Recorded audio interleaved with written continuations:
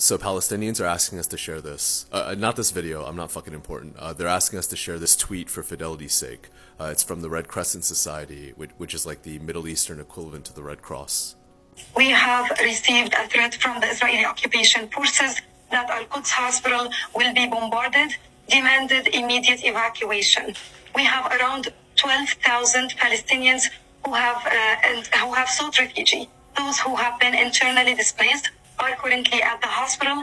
We have around 500 patients. Many are in the intensive care units. Most of the intensive care units are children, by the way.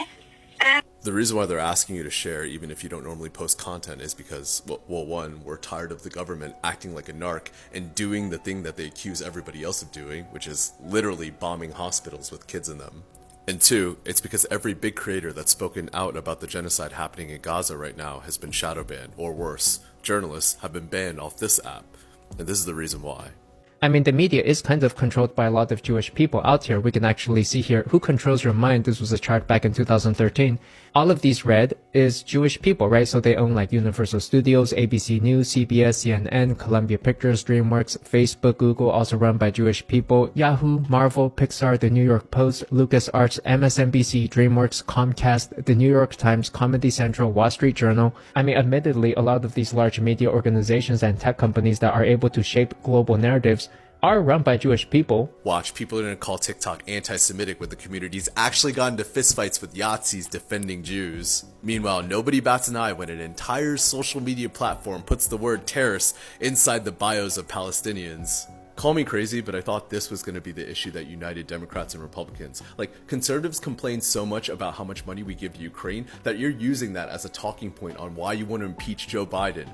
But we've given $158 billion to Israel, 3.3 last week, to do what?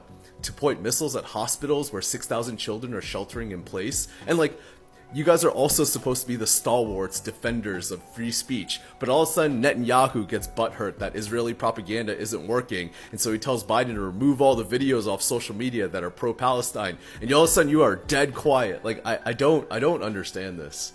Moments ago, CNN's teams on the ground near the Israel-Gaza border, they had to take cover, jump in a ditch because of what was happening overhead. I'm going to show you these moments. Listen to this. Get down. Go.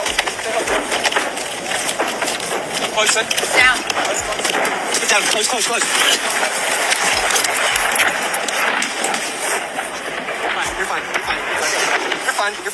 The mainstream media is lying to everyone, giving you over-dramatized footage of 3 CNN journalists supposedly running for cover from hummus rockets, even though she finishes that entire interview without a single interruption from another explosive. It goes on for 5 minutes. Oh, and I have no idea where her IDF escort is since she's on the Gaza border.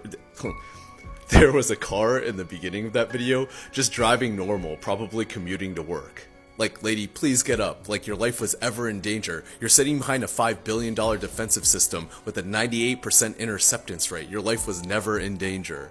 They need you to focus on the terrorist attacks from 2 weeks ago, or the hostages, or like the fake baby stories, because they won't report on the hundreds of kids that are dying every day from Israel's carpet bombs.